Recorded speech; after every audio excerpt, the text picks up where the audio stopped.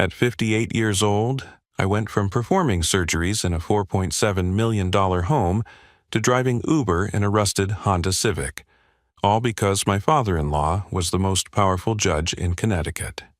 My name is Dennis Radford.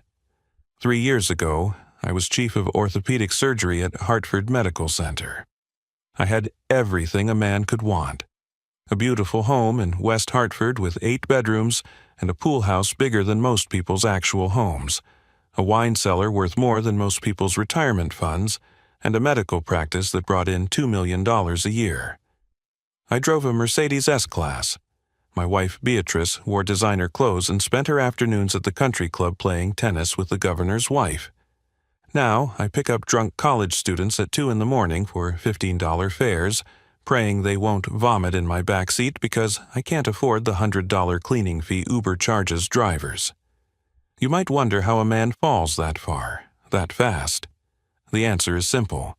Judge Cornelius Blackwood, my father-in-law, the man who controlled half the Connecticut judicial system with his golf course handshakes and backroom deals.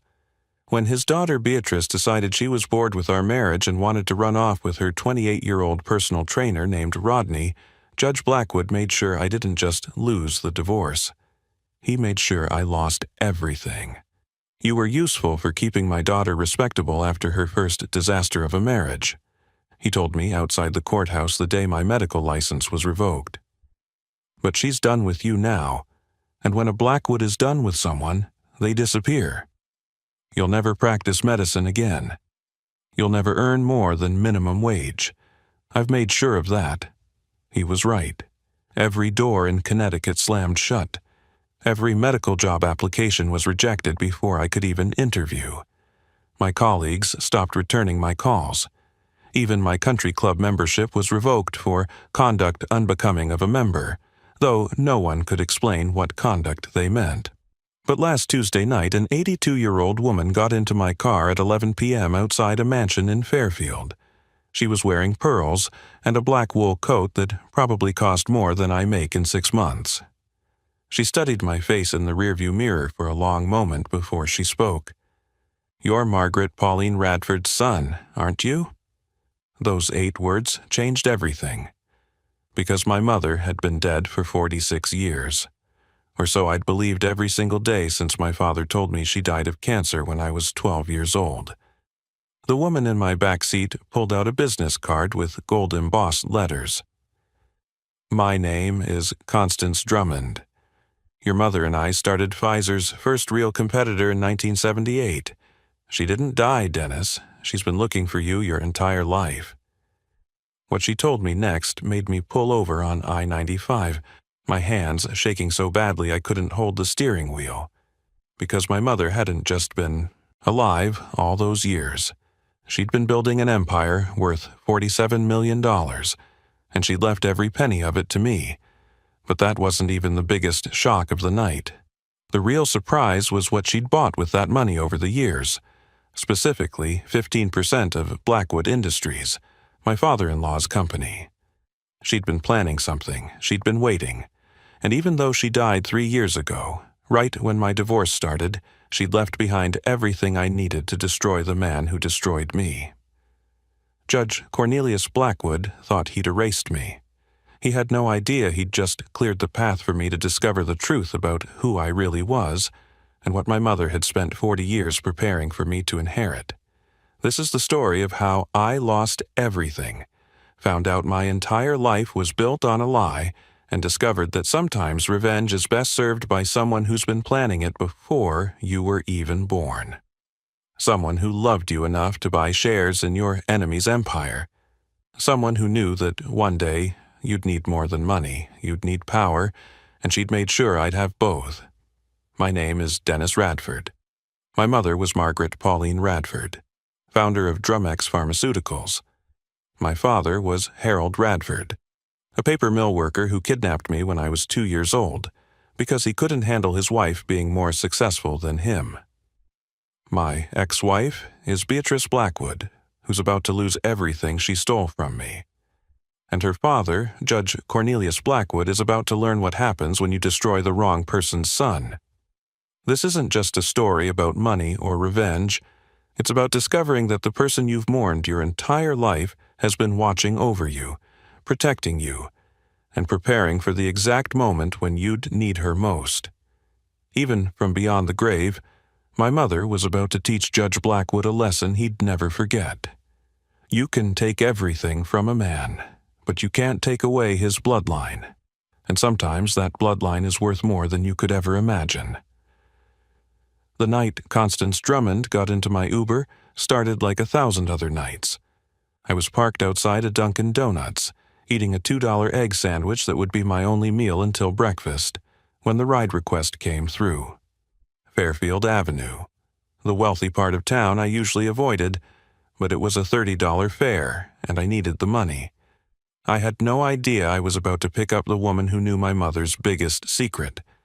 I had no idea that in 20 minutes, everything I believed about my life would crumble. And I had no idea that my mother, the woman I'd spent 46 years mourning, had spent those same 46 years making sure that when the time came, I'd have everything I needed to rise from the ashes Judge Blackwood had reduced me to. Before Judge Cornelius Blackwood decided to destroy me, I had the kind of life other doctors envied. Every morning, I woke up at 5:30 a.m. in my West Hartford mansion, did laps in our heated pool, and drove my Mercedes S-Class to Hartford Medical Center, where I served as chief of orthopedic surgery. I'd performed over 3,000 successful surgeries. My hands were steadier than a Swiss watchmaker's, and medical students came from Yale just to observe my technique. Dr. Radford's hands are insured for $2 million, my surgical resident used to joke. It wasn't actually a joke. The hospital had insisted on the insurance policy after I'd pioneered a new technique for spinal fusion that reduced recovery time by 60%. Medical journals published my research. I gave keynote speeches at conferences where doctors lined up to shake those insured hands. My wife, Beatrice, seemed perfect for that life. She was beautiful in that carefully maintained way that money provides. Weekly salon appointments, personal trainer sessions every morning, subtle cosmetic procedures that kept her looking 35 when she was actually 48. She served on charity boards and organized hospital fundraisers that raised millions. Everyone said we were the perfect couple. Dennis saved my father's knee after that skiing accident in Aspen, Beatrice would tell anyone who'd listen at dinner parties. Daddy says Dennis has the best hands in New England. Isn't that right, Daddy? Judge Blackwood would nod from across the table, raising his scotch in my direction. This man right here gave me back my golf game. I owe him everything. The truth was more complicated. I'd met Beatrice during my residency 15 years ago. She wasn't a nurse or another doctor like most hospital romances. She was a pharmaceutical rep who strutted through our orthopedic department in designer heels, pulling $1,000 bottles of wine from her briefcase for educational dinners at the most expensive restaurants in Hartford. She pursued me relentlessly. "You're different from the other doctors," she told me after our third dinner. "You're hungry. You want more than just a good salary and a nice car. You want to matter." She was right. I did want to matter. Growing up, I'd watched my father Harold break his back at the paper mill, coming home covered in chemical dust that made him cough through dinner. He'd raised me alone after my mother died, never complained, never remarried, just worked double shifts to pay for my education. "Your mother always dreamed you'd become a doctor," he'd tell me, touching the single photo he kept of her on our mantel. In it, she held baby me, her eyes kind but tired. "Margaret would be so proud of what you've become, son. So proud." That photo lived in my wallet through medical school. I'd pull it out during 18-hour study sessions, during 100-hour residency weeks, during my first solo surgery when my hands shook with nerves. My mother, Margaret Pauline Radford, who died of cancer when I was 12. The woman whose dreams I was living for. Harold walked me down the aisle at my wedding since I had no mother to do it. He looked uncomfortable in his rented tux, surrounded by Beatrice's society friends and Judge Blackwood's political connections. The governor gave a toast. The mayor's wife caught the bouquet. Harold left early, claiming his back hurt from standing too long. "Your father's a good man," Judge Blackwood told me that night, crushing my shoulder with his hand. "Salt of the earth. But you're moving in different circles now, Dennis. You need to think about your image. Maybe limit how often he visits." I should have seen the warning signs. Beatrice slowly pushed Harold out of our lives. First, she was too busy for Sunday dinners. Then she had migraines whenever he called. By the time Harold died of a heart attack 5 years into our marriage, we hadn't seen him in 6 months. I gave the eulogy to a half-empty church. Beatrice stayed home with a stomach bug that mysteriously cleared up in time for her tennis match that afternoon. The marriage worked well enough for 10 years. We were busy being successful. I built my practice. Beatrice decorated our mansion and planned charity galas. We took vacations to Switzerland and Monaco. We had the right friends, belonged to the right clubs, donated to the right causes. If we rarely talked about anything deeper than scheduling conflicts, well, that's what successful marriages looked like, right? Then Beatrice hired Rodney as her personal trainer. 28 years old, muscles like a Greek statue, vocabulary like a 10th grader. She said she needed to get in shape for her high school reunion. She got in shape all right. She also started coming home at midnight, smelling like cologne that wasn't mine, with gym clothes that were mysteriously clean. The night I confronted her, she laughed. "Oh, Dennis, don't be so middle class about it. Everyone has arrangements. Daddy's had 3 mistresses over the years. Mother knows. She has her pottery instructor. That's how civilized people handle these things." But when I filed for divorce, thinking we'd split things evenly and move on, I learned that the Blackwoods had a different definition of civilized. And Judge Cornelius Blackwood was about to teach me that in his world, you don't leave his family. His family leaves you. And when they do, they take everything. The divorce papers arrived at my office on a Tuesday morning while I was between surgeries. Beatrice wasn't just asking for a divorce. She was accusing me of physical abuse, emotional cruelty, and financial misconduct. I actually laughed when I read it, thinking it was some kind of mistake. "She says you've been hiding assets in offshore accounts," my lawyer, Martin Frost, told me that afternoon. "She also claims you've been addicted to gambling and that you've threatened her life multiple times." "Martin, I don't even know how to play poker. I've never raised my voice to Beatrice, let alone my hand. This is insane." Martin nodded, confident at first. "Don't worry. Judges see through these kinds of false accusations all the time. We'll have this sorted out quickly." But Martin didn't know who we were dealing with. 3 days later, he called me at 6 a.m., his voice shaking. "Dennis, I can't represent you anymore. I'm sorry. My wife is pregnant, and I just got a call suggesting it would be unfortunate if something happened during the delivery. I have to withdraw from your case." 3 more lawyers said no after Martin. The 4th one was honest enough to tell me why. "Judge Blackwood owns this state's legal system, Dr. Radford. Any lawyer who takes your case will never practice in Connecticut again. I have 2 kids in college. I can't afford to be a hero." While I scrambled to find representation, the assault began on every front. The medical board received an anonymous complaint that I'd been stealing opioids from the hospital pharmacy. Security footage that would have proven my innocence mysteriously corrupted. A nurse I'd never met testified that she'd seen me filling fake prescriptions. My own surgical resident, the one who used to joke about my insured hands, suddenly remembered seeing me acting erratically during operations. Dr. Harrison Polk, the hospital's chief administrator, called me into his office on a Thursday.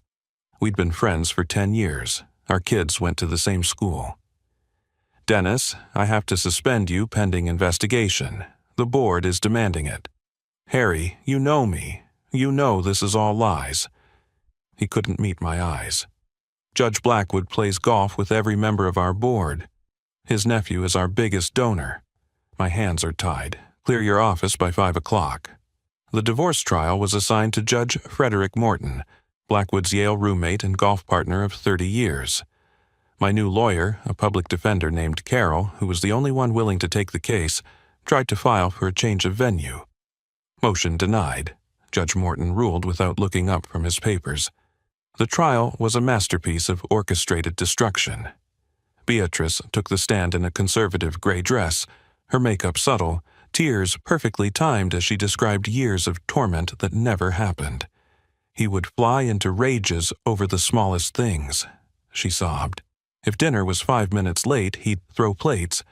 He told me if I ever tried to leave, he'd kill me. I was terrified for my life. Then came the evidence that I knew was fake but couldn't prove it. Photographs showing me at Foxwoods Casino, receipts for hundreds of thousands in gambling debts, bank statements for accounts I'd never opened showing money being moved to the Cayman Islands. A woman named Destiny testified that I'd been seeing her for 2 years, that I'd promised to leave my wife for her, that I'd given her jewelry and cars. I've never seen this woman before in my life, I told Carol during a recess. It doesn't matter, she whispered back. Look at the jury. They believe her. They believe all of it. Judge Morton's ruling was swift and brutal. The house went to Beatrice for her suffering. My practice was liquidated to pay the fabricated gambling debts. My retirement accounts were seized for hiding assets. The medical board, receiving the divorce trial transcripts, revoked my license for moral turpitude and professional misconduct unbecoming of a physician. After the trial, Judge Blackwood found me in the parking garage. He was smoking a Cuban cigar, surrounded by 2 of his state trooper bodyguards. You know, Dennis, I actually liked you at first. You were useful. Beatrice needed respectability after her first disaster of a divorce, and you provided that. But she's bored now. She wants her trainer boy, and what my daughter wants, she gets. You destroyed my entire life over your daughter's affair? He laughed, blowing smoke in my face. I destroyed you because you thought you could leave her. Nobody leaves the Blackwood family. We do the leaving. Consider this a lesson in how the real world works. Your medical degree, your surgical skills, that middle-class pride of yours, none of it matters when you're up against real power. He dropped his cigar and crushed it under his handmade Italian shoe. You'll never work in medicine again. Every hospital in New England knows your name now. Every medical practice has your photo on their do not hire list. I've made some calls. You're finished. He turned to leave, then looked back. Oh, and Dennis, that studio apartment you rented in the East Side? Your landlord just got a call about your criminal record. You have 3 days to move out. Better start looking for something more appropriate for your new station in life. Maybe under a bridge? The bodyguards laughed as they walked away, leaving me standing alone in the empty parking garage, holding a cardboard box with the contents of my office, my insured hands now worth nothing. My mother's photo still in my wallet, the only thing they couldn't take from me. The eviction notice was taped to my door when I got home from the trial. 3 days to vacate. I spent the first day calling every contact I had in medicine, burning through my phone battery, leaving voicemails that would never be returned. Dr. Peterson, who I'd trained, answered once by mistake. Dennis, I'm sorry, I can't talk to you. If Blackwood finds out I even took this call, he'll end my career too. Please don't call again. The line went dead. That was when I finally understood the completeness of my destruction. It wasn't just my career or my money. Judge Blackwood had made me radioactive. Anyone who helped me would suffer the same fate. I moved into a pay-by-the-week motel in East Hartford, where the walls were so thin I could hear my neighbor's TV and his coughing fits that lasted all night. The room smelled like cigarettes and mold. The sheets had stains I didn't want to identify, but it was all I could afford with the few $1,000s I'd hidden in my father's old toolbox, money Beatrice's lawyers hadn't found, because they didn't think to look in something so working class. For 6 months, I applied for any job that might take me: pharmacy technician positions, medical equipment sales, hospital administration, even medical billing. Every application ended the same way. They'd Google my name, find the headlines, "Prominent surgeon loses license in scandal," and doctors gambling and abuse exposed in divorce. and suddenly the position would be filled. I tried applying under variations of my name, Dennis P. Radford, D.P. Radford, even just Dennis. But the background checks always caught up. One hiring manager at CVS actually felt sorry enough to tell me the truth. "Someone called our corporate office," she said quietly. "They said if we hired you, our pharmacy would start failing DEA inspections. I have a family to feed, I'm sorry." Pride is a luxury when you're hungry. After my cash ran out, I swallowed what was left of my dignity and applied to drive for Uber. They didn't care about medical licenses or newspaper scandals. They just needed someone with a car and a clean driving record. I still had my mother's old Honda Civic that I'd kept in storage all these years, a 1998 model with 200,000 miles that my father had bought used when I was in high school. Beatrice had always hated that I kept it. "Why do you hold on to that piece of junk?" she'd asked once. "Because it reminds me where I came from," I'd told her. Now, it was all I had left, and it was taking me right back to where I started. My first night driving was a disaster. I didn't know the shortcuts. I got lost twice. A drunk passenger vomited in the back seat, and the cleaning cost me more than I'd made all night. But I kept going. What else was I going to do, starve? I developed a routine to survive. Drive from 6 p.m. to 2 a.m. when the rates were highest. Sleep until noon. Eat one meal a day at the Pakistani restaurant, where the owner, who didn't know who I used to be, gave me extra rice for free. Avoid anywhere I might see someone from my old life. But Hartford isn't that big. One night I picked up Dr. Jennifer Walsh from the hospital. She'd been a resident under me 5 years ago.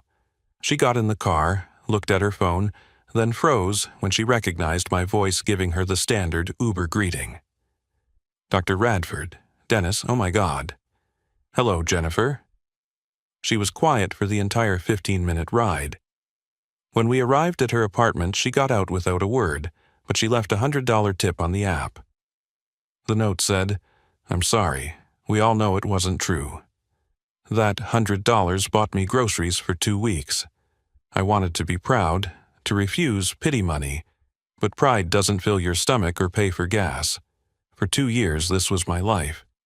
Pick up strangers, drive them places, collect $300 to $400 a week, pay for my motel room, gas and ramen noodles, sleep, repeat." I stopped looking in mirrors. I stopped thinking about the future. I existed, nothing more. Then, on that Tuesday night in November, my phone pinged with a ride request from Fairfield Avenue, the wealthy part of town. My finger hovered over the decline button. The last thing I needed was to pick up someone who might recognize me, who might remember Dr. Dennis Radford from the country club or the charity galas. But it was a $40 fare. That was 2 days of food. I accepted. The house was a brick mansion with columns, the kind Beatrice would have loved. An elderly woman was waiting outside, wearing a black wool coat and pearls that caught the streetlight. She moved carefully but deliberately, like someone who'd never rushed for anything because the world waited for her. She climbed into the back seat with surprising grace for her age. I gave my standard greeting, confirming her destination was the Fairfield train station. She didn't respond immediately. Instead, she studied my face in the rearview mirror with an intensity that made me uncomfortable. "Driver," she finally said, her voice carrying an accent I couldn't place, maybe mid-Atlantic, the kind wealthy people used to cultivate. "What's your name?" "Dennis," I said, not wanting to give my full name, a habit I'd developed to avoid recognition. "Dennis what?" I hesitated. "Just Dennis." She leaned forward slightly. "Dennis Radford. You're Dennis Radford, aren't you? You're Margaret Pauline Radford's son." The words hit me like ice water. No one had said my mother's full name in decades. My father had always just called her Margaret. Her maiden name, Pauline, was barely mentioned. How did this stranger know it? "My mother died when I was 12, I said carefully, my hands tightening on the wheel. The woman laughed, but it wasn't cruel. It was knowing. almost sad. "Oh, Dennis, your mother is very much alive, and I've been looking for you for 3 years." My hands started shaking so badly I had to pull into the nearest parking lot, a closed Walgreens with one flickering streetlight. The woman in my back seat remained calm, reaching into her designer handbag to pull out a leather folder. "My name is Constance Drummond," she said, passing me a business card with gold-embossed letters. "I was your mother's business partner and best friend for 42 years. Dennis, everything you've believed about your life is a lie. My mother died of cancer in 1979. My father told me she was sick for months. He showed me the death certificate. Your father showed you a forgery. Look at this." She handed me a photograph, and my world tilted. It was my mother, unmistakably her, the same eyes from the photo in my wallet, but older, standing in front of a massive glass building. The sign behind her read Drumex Pharmaceuticals. She wore a CEO's power suit, her hair silver, her smile confident. The date stamp on the photo said 2018. That's impossible. That woman just looks like her. My mother was a housewife. She died when I was 12. Constance pulled out more photos. My mother, through the years, aging naturally, running a company, shaking hands with senators, ringing the bell at the New York Stock Exchange.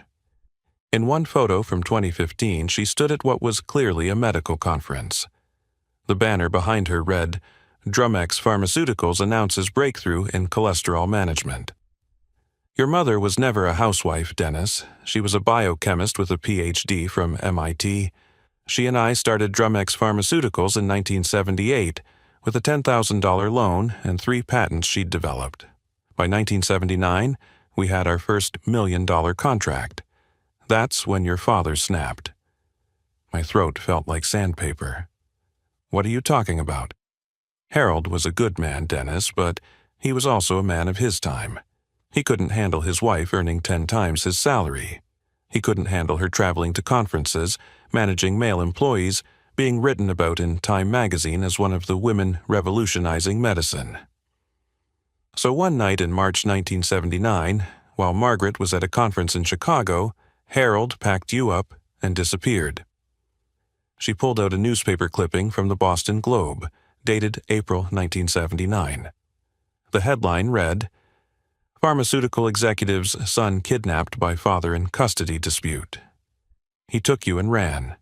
Changed your last name from Paulson to Radford, his mother's maiden name. Moved from Boston to Hartford. Told everyone his wife died, told you she died, and Harold was smart about it. He moved just far enough to avoid easy detection, but not so far that it would raise suspicions. He worked factory jobs that paid in cash. He kept you out of school for a year, then enrolled you with your new name and forged documents. I stared at the clipping, at my mother's desperate face in the photo, at the quote where she begged for her son's return. She looked for me. She never stopped looking. Private investigators, FBI connections, everything. But this was before the internet, before digital records. Harold knew how to stay hidden. He was careful, paranoid even. Never used credit cards, never took jobs that required extensive background checks, moved apartments every few years. Constance pulled out another document. This is from the private investigator she hired in 2005. He finally tracked you down through your medical school graduation announcement. She was planning to contact you, but then she learned about your marriage to Beatrice Blackwood. She knew about Beatrice. She knew everything. She had people watching you from a distance for years. She knew about your practice, your success, your marriage. She also knew exactly who Judge Cornelius Blackwood was.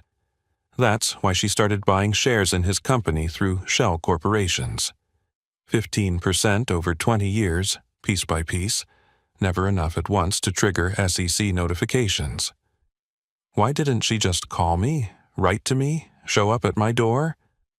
Constance's expression softened. Because she saw you'd built a life. You were successful, married, respected. How do you walk up to someone and destroy everything they believe about their childhood? She kept waiting for the right moment. Then your divorce started. She pulled out a legal document. This is dated 1 week before she died. She'd compiled evidence of Judge Blackwood's corruption going back 20 years. Bribes, tax evasion, case fixing, all of it. She was going to expose him, destroy him, then reveal herself to you. But the stroke took her first. When did she die? 3 years ago, March 15th. The same week your divorce papers were filed. The stress of seeing what Blackwood was doing to you, knowing she had all this power to stop it but wanting to do it right, it was too much. She died holding your medical school graduation photo. Tears. I didn't know I could still cry burned my eyes. She was alive all those years. She was right there in Boston, 2 hours away. She left you everything, Dennis. $47 million, her entire estate. But more importantly, she left you the weapon to destroy the man who destroyed you. That 15% of Blackwood Industries? Combined with 3 other shareholders she'd secretly aligned, you now control 41% of his company. You have the votes to remove him from his own board. She handed me another business card. Whitman and Associates, her estate lawyers, they've been searching for you for 3 years, but after your name was dragged through the mud in the divorce, you became invisible in the system. No credit cards, no permanent address, no digital footprint, just like your father when he took you. That's why you've been looking for me. I promised Margaret I'd find you. It took 3 years, but private investigators finally tracked you down through your Uber registration. Tonight wasn't random, Dennis. I've been requesting rides from this area for 2 weeks, hoping to get you as my driver. I looked at the photos again. My mother's life without me. Successful beyond imagination, but alone. Did she remarry, have other children? Never. You were her only child. She used to say that everything she built was just waiting for you to claim it. The companies, the money, the evidence against Blackwood, all of it was for the day she could hand it to you and say, "This is your real inheritance. Not just wealth, but justice." 6 months later, I stood in a federal courthouse in Hartford, but this time I wasn't the defendant. Judge Cornelius Blackwood sat at the defense table, his expensive suit unable to hide the electronic monitoring bracelet on his ankle. The FBI had arrested him at his country club right in the middle of his weekly golf game with the governor. The image made the front page of every newspaper in Connecticut. The evidence my mother had compiled was devastating and meticulous. 23 years of documented bribes, fraudulent case dismissals, tax evasion through shell companies, and racketeering that reached into every corner of Connecticut's judicial system. She'd kept recordings, bank transfers, even videos of Blackwood accepting envelopes of cash in his study. The FBI director later told me it was the most comprehensive corruption case they'd ever prosecuted. The defendant is sentenced to 18 years in federal prison, the judge announced. Blackwood's shoulders sagged. Behind him, Beatrice sobbed, but they weren't the practiced tears from our divorce. These were real. She'd lost everything when the assets were frozen. The mansion, the cars, the jewelry, all of it was gone. The last I heard, she was living with Rodney in a 1-bedroom apartment in Bridgeport, working as a receptionist at a dental office. I didn't feel satisfaction watching Blackwood get handcuffed. I felt empty, like I'd completed someone else's mission. But that changed when I walked out of the courthouse and saw what my mother had really left me. Dr. Jennifer Walsh was there, along with 14 other doctors from Hartford Medical. "We heard about everything, Dennis. We want you back. The hospital board voted unanimously to reinstate you with full privileges and back pay."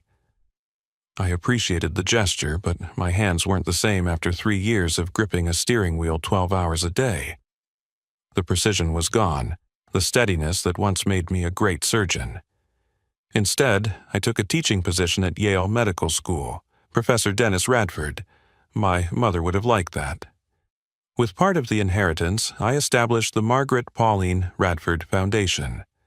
We provide full medical school scholarships for students from working-class families, the kind who have to choose between textbooks and meals. Last year, we put 12 students through school. This year, we're funding 20.